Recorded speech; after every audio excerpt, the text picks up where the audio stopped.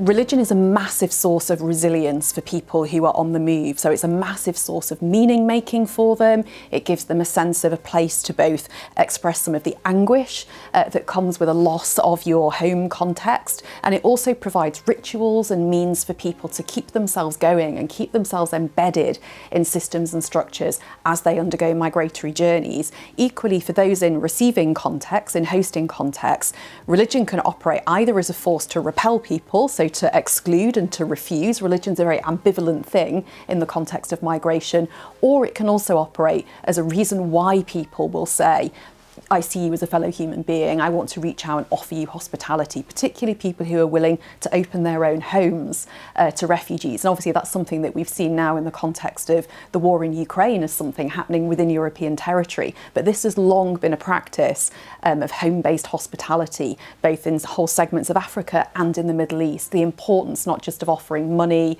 or food or aid, but actually of offering hospitality in one's own home. And religion is a key motivation for the reasons why people open their homes to refugees. So we've conducted a huge research project, 900 fieldwork interviews across 3 countries and also stretching a bit into Germany as well. So it's one of the largest scale research projects to be conducted in a genuinely interdisciplinary way.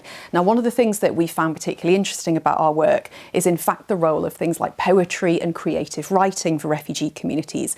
And often people think of things like creative writing as a therapeutic response to trauma. But what we wanted to do was help people think about writing their experience to help create an archive of refugeedom. One of the things that constantly gets erased and written out, quite literally torn up, is the experience of people on the move. So we've had a poet in residence who himself grew up in a refugee camp, a Palestinian refugee, who now teaches at the University of Oxford and is also a published poet. And he travelled with one of our other researchers, and we went as well, into a series of urban camps and did poetry writing workshops. And the idea was that that poetry was about creating an archive, but also about a politics of resistance, that writing is often the last thing left to you when every other form of expression and political resistance is taken away. So not a therapeutising of that experience through writing, but a politics of presence, creating an archive and a politics of resistance. Our generation now is marked by not simply economic migratory journeys, but by refugee